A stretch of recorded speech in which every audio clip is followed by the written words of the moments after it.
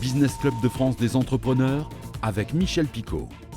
Bienvenue dans le Business Club de France des entrepreneurs, le magazine qui fait bouger notre pays et nos territoires grâce à vous, entrepreneurs.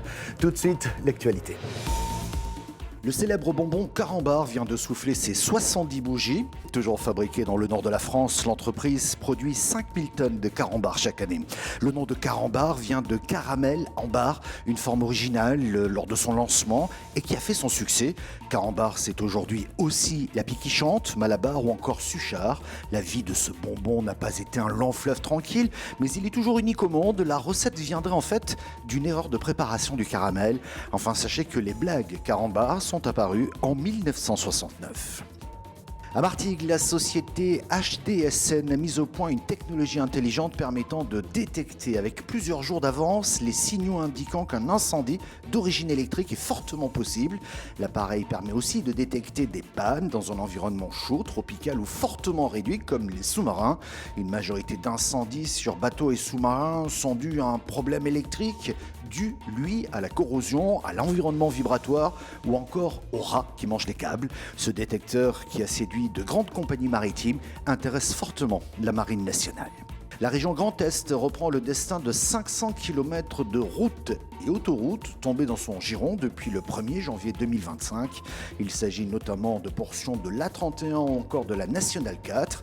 Les chaussées seront refaites. Le budget d'entretien est de 92 millions d'euros pour 2025, soit près de 3 fois plus de ce qui était prévu par l'État. Une éco-redevance poids lourd sera mise en place en 2027 et elle permettra de financer les travaux et l'entretien des routes selon la région.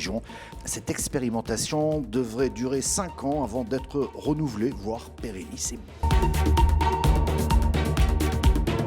Avec plus de 23 000 emplois, la filière du bois représente 1,75% des emplois en Bretagne, mais le secteur a du mal à recruter du sang neuf, particulièrement dans le domaine forestier. Pourtant, plus de 500 emplois sont à pourvoir dans la région. Un reportage de TBO. Savoir élaguer, connaître les essences des arbres, tout un savoir-faire que ces jeunes apprennent. Ils sont ici tous en formation pour devenir de futurs bûcherons, un secteur qui recrute. C'est à la fois l'envie de travailler dehors, dans la nature, et de s'occuper d'un milieu important pour le futur. En Bretagne, la filière du bois embauche 23 000 personnes, un secteur avec un fort potentiel d'embauche, mais les entreprises ont du mal à recruter, notamment dans le domaine forestier. On a du mal à recruter, on va dire, dans tous les corps de métier forestiers, mais le nôtre, ils sont motivés au départ.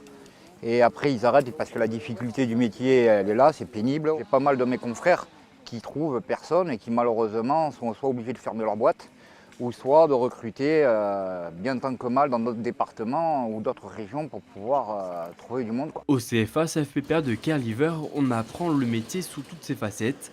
La filière du bois compte plus de 30 emplois, mais parmi eux, certains arrivent à être plus attractifs que d'autres. Sur la filière amont, il y a un vrai besoin de recrutement, il y a un besoin de connaissances. Il y a plus de difficultés à recruter en fait sur la filière amont, sur la filière aval, tout ce qui va être bois de construction, bois d'aménagement, bureau d'études.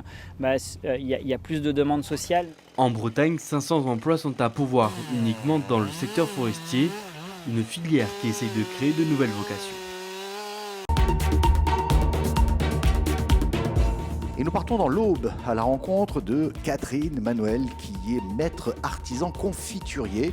En 7 ans, la créatrice du comptoir des confitures n'a pas changé de méthode de fabrication mais a quasiment doublé sa gamme de produits fruitiers sucrés. Un reportage de Canal 32. Souvenez-vous, nous l'avions rencontrée en 2017. Catherine Manuel est maître artisan confiturier à Courson-en-Othe. Je suis en train de cuire une confiture de clémentine. Je travaille les fruits de saison. Donc en ce moment, c'est clémentine, orange, crème de marron, confiture de citron, tous les fruits d'hiver, quoi. En 7 ans, la créatrice du comptoir des confitures n'a pas changé de méthode de fabrication, mais a quasiment doublé sa gamme de produits fruitiers sucrés. On était à peu près à 350-400 variétés de confitures.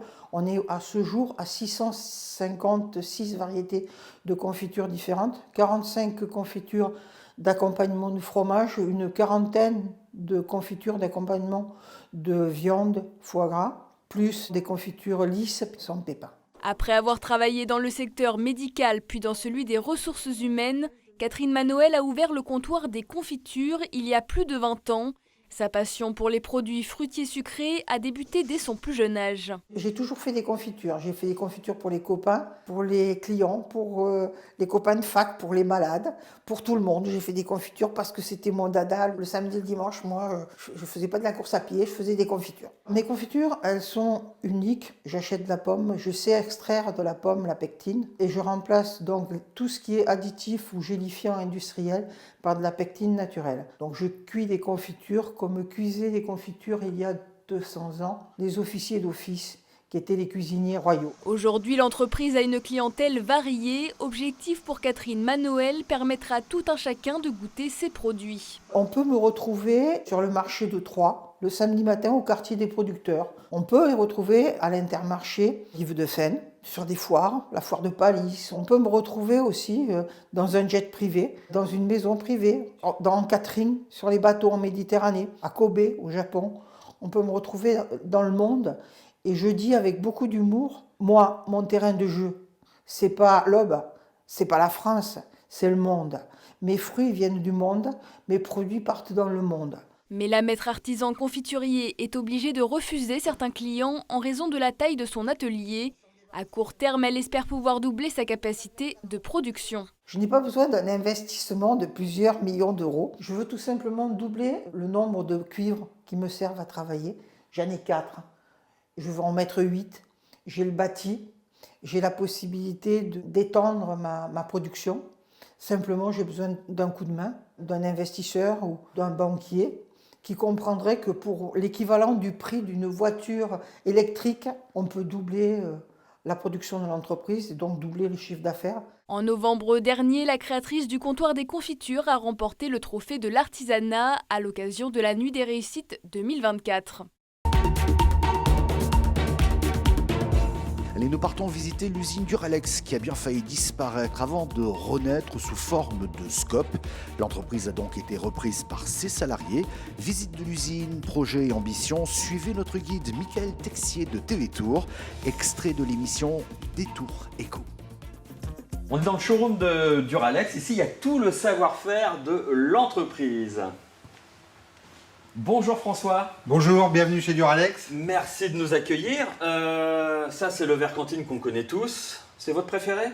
Alors, c'est mon préféré pour les cantines, mais c'est pas mon préféré. C'est lequel le vôtre? Mon préféré, c'est celui-ci. Ah oui. Celui-ci qui est un verre à whisky Ouais. et qui a une particularité. Vous avez vu cette dentelle, c'est la cathédrale de Chartres. Et ça, c'est mon préféré. Vous êtes le directeur de la SCOP Duralex. SCOP, ça veut dire quoi? Société, coopérative, ouvrière? C'est ça. Et le P? Le P de participatif. De participation. Ce qui diffère par rapport à une société classique, c'est que ce sont tous les ouvriers qui sont associés à l'entreprise. Allez François, on est équipé pour aller visiter l'usine, mais juste avant, un mot quand même sur les matières premières. On fait du verre, donc la base, c'est le sable. D'où provient le sable? Alors, le sable vient de Fontainebleau. En fait, chez Duralex, tout notre approvisionnement est à 550 km au plus loin. C'est-à-dire qu'on est 100% français. D'accord. C'est ici où on stocke toute la matière première, la silice, le calcaire. Donc tous ces produits sont stockés dans les grands silos qu'on voit là. À l'intérieur de ce bâtiment, il y a une espèce de... Allez, je veux dire une bétonneuse. Un mélangeur. Un mélangeur, c'est un mélangeur. Et on vient y mettre les ingrédients. Une fois que c'est prêt, ils injectent 25% de calcin, le verre qu'on récupère en permanence du four, qui sont réinjectés dans la composition. Ça part par ce grand tapis jusqu'au four et ça alimente en permanence le four avec des petites quantités. On verra ça tout à l'heure. On va aller voir ça. On va aller voir ça. Et la composition, secret de famille, j'imagine. Non, c'est pas un secret de famille. Je peux même dire à tout le monde, s'ils veulent connaître la composition du verre Duralex, ils regardent dans le dictionnaire, c'est exactement ça. D'accord, bon, c'est public. Allez, Freddy, là, on peut enlever les bouchons d'oreille. On est un petit peu à l'abri.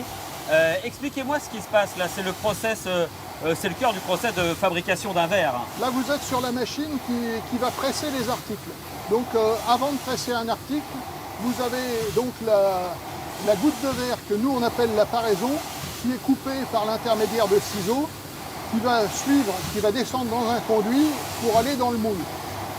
Une fois qu'elle est dans le moule, vous avez 2 pistons qui viennent pour presser l'article.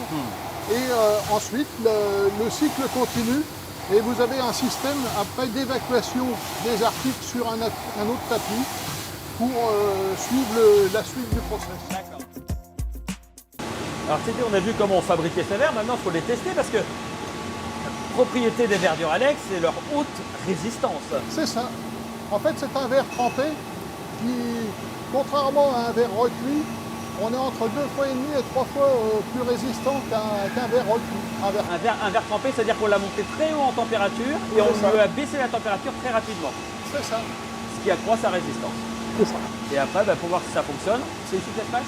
Ça, c'est un test où on fait une chute. Alors.